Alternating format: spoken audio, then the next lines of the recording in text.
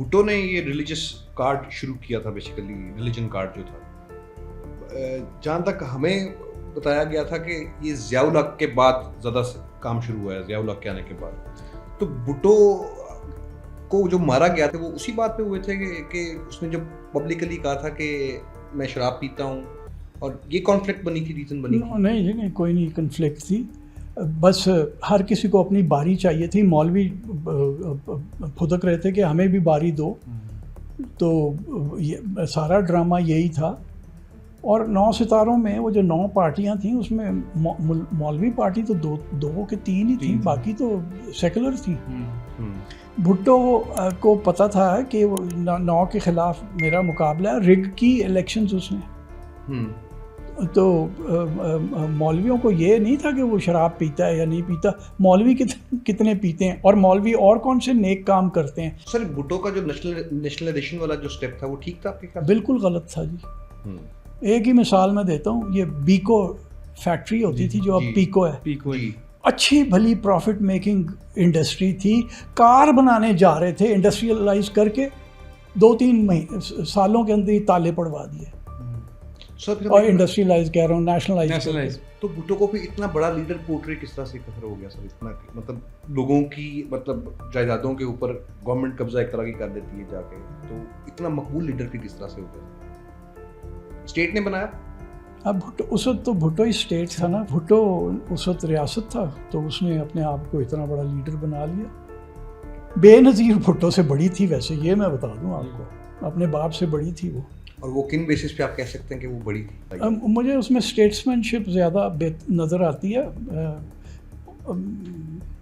باقی میں میاں صاحب کے بارے میں، زرداری صاحب کے بارے میں کچھ کہنا نہیں چاہتا، لیکن بے نظیر میں اسٹیٹسمین کوالٹیز بہت ساری تھیں. اگر ویسے میں آپ کو بتاؤں کہ بھٹو کو پھانسی وانسی نہ دی جاتی، سارا ڈھکوسلا تھا، ڈرامہ تھا، ٹھیک.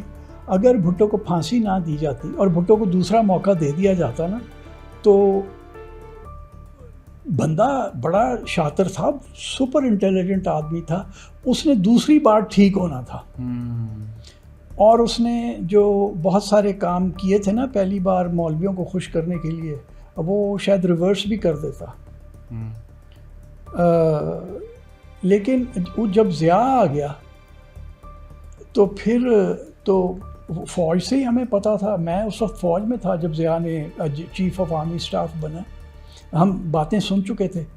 تو میں تو کہتا تھا ایڈا بدصورت چیف آف آرمی اسٹاف، یار ساڈی تو پوری سبکی ہے پوری دنیا ایڈا بدصورت بندہ.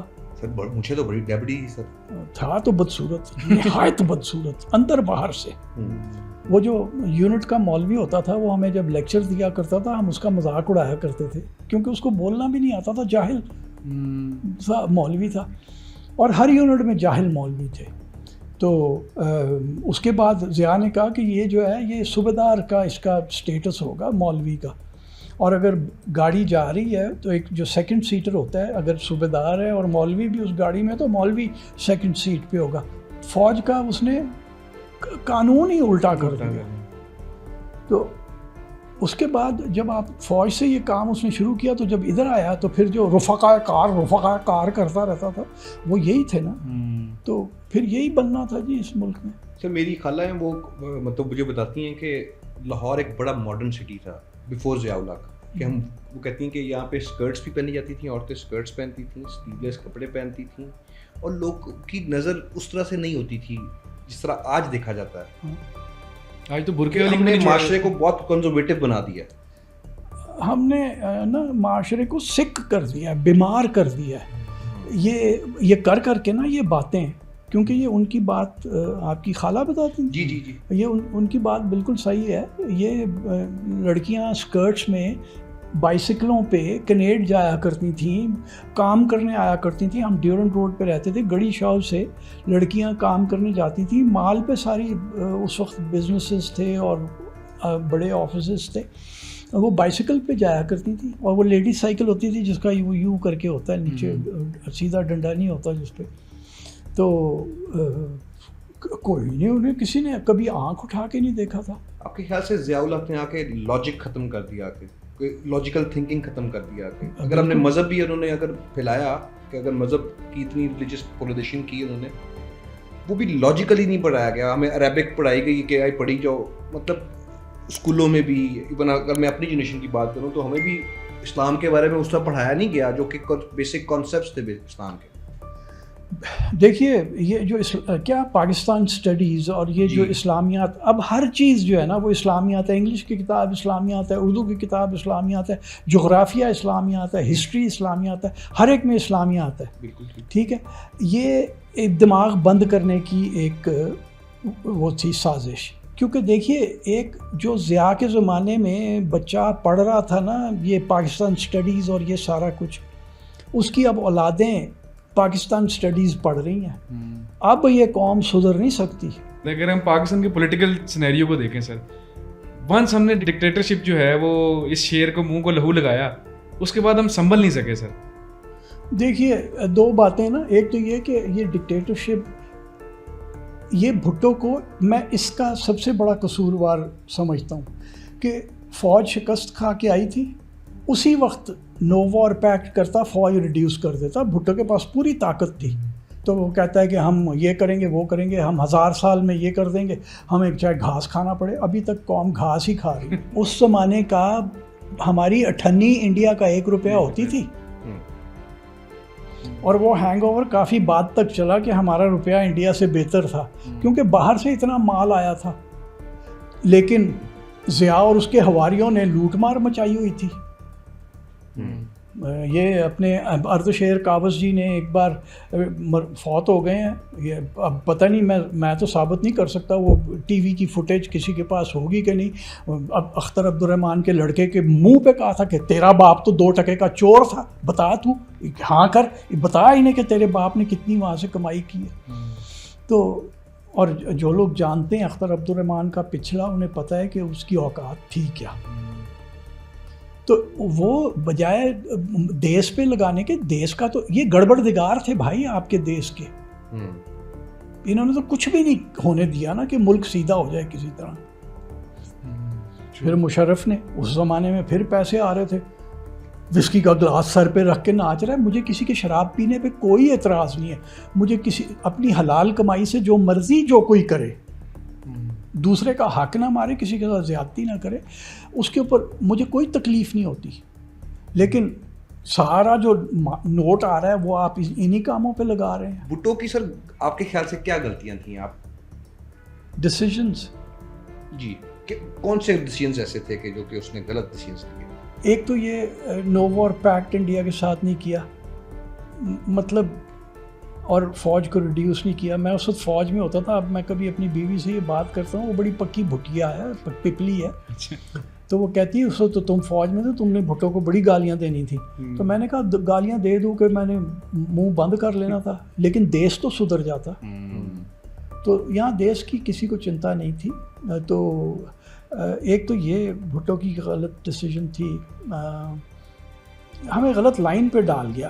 ملیٹنٹ قوم بنانے میں بھٹو کا ہاتھ زیادہ تھا کہ وہ دشمنی کی بات انڈیا کے ساتھ کہ 1000 سال لگے رہیں گے, ایٹم بم بنائیں گے, چاہے گھاس کھانا پڑے. ایک یہ تھی نیشنلائزیشن کا بہت بڑا ڈرامہ تھا, کیونکہ جب مارشل لاء لگا تو میں مارشل لاء کمپلینٹ سیل میں 2 ہفتے میں نے نوکری کی, جہاں پہ میں بہت ڈسلوژن ہوا جو کچھ میں نے وہاں ہوتے ہوئے دیکھا. اس میں زیادہ تر میرے پاس جو شکایتیں آتی تھیں نا وہ کہ جی گھر میں ایک چکی لگائی ہوئی ہے تو وہ نیشنلائز ہو گئی ہے, پہلے ہم 2 میاں بیوی چلاتے تھے, اب ادھر 5 کا عملہ ہے سرکاری, چکی کو تالا لگ گیا ہوا ہے. یہ اس قسم کی باتیں, چھوٹے چھوٹے بزنسز کو نیشنلائز کر دیا, یہ بہت بڑی غلطی تھی. میں آپ سے ایک اور پوچھ سکتا ہوں کہ بنگال کے بارے میں, وہ جو الگ ہوا وہ ٹھیک ہوا آپ کے خیال سے؟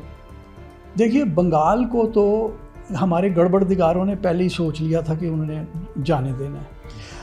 کمال ویسے سوری بات کر رہا ہوں, جغرافیکلی بنگال کہاں پہ ہے, پاکستان کہاں پہ ہے, تو یہ کنیکشن کس طرح سے بن گیا ایک دم؟ یہ کنیکشن جناح کو سوچنا چاہیے تھا نا. جی, یہ ہو ہی نہیں سکتا تھا کبھی.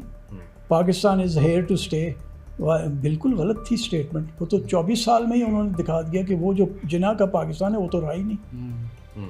اور اسی کا نتیجہ ہوا کہ ہمارے اوپر اسلام زیادہ مسلط کیا کہ اسلام کرو تو زیادہ پکے یہ مسلمان ہو جائیں، یہ حب الوطن بنیں گے، وہ بھی نہیں ہوا۔ آپ کو میں ایک جو بات بتانا چاہ رہا ہوں، کمال اظفر صاحب تھے، پنجاب کے بھی شاید گورنر رہے ہیں، سندھ کے تو گورنر رہے ہیں، پی پی پی کے تھے، بیرسٹر ہیں، تھے، فوت ہو گئے ہیں ابھی ریسنٹلی۔ کمال کی ایک کتاب ہے دا واٹرز آف لاہور، اس میں صفحہ 102 کے اوپر انہوں نے یہ کوٹ کیا ہوا ہے کہ حیات جونے جو صاحب تھے وہ تھائی لینڈ میں ہمارے سفیر ڈیزگنیٹ ہوئے تھے 1965 کے اندر، اور وہ ایوب کو ملنے گئے، ادھر ادھر کی باتیں ہوئی تو پھر ایوب انہیں کہتا ہے Mr Junejo how long do you think East Pakistan will stay with us. Junejo صاحب ایک جہاں دیدہ انسان تھے، انہوں نے کہا یہ ڈکٹیٹر مجھ سے پوچھ رہا ہے پتہ نہیں کس چکر میں، تو انہوں نے ہیجنگ کی، تو وہ ایوب کہتا ہے نو 5 years at most 10 years we've given them a good army and a good bureaucracy so that they don't have to depend on India۔ یعنی 1965 میں طے تھا کہ 5-10 سال میں ان کو فارغ کر دینا ہے۔ ابھی 3-4 سال پہلے اٹلانٹک منتھلی میں ایک انٹرویو چھپا تھا کسنجر کا، اس میں اس نے کہا کہ جب میں سپٹمبر 1970 میں یحییٰ خان کو ملا ہوں تو میں نے اسے کہا کہ ایسٹ پاکستان کے اوپر بات ہوئی، تو وہ کہتا ہم انہیں دسمبر تک ہم نے انہیں فارغ کر دینا ہے، آزاد کر دینا ہے، جائیں۔ تو پھر مارا ماری کی کیا ضرورت تھی وہاں پہ؟ تو وہ ٹھیک ہی ہوا کیونکہ اب ان کی اکانومی ہم سے بہتر ہے۔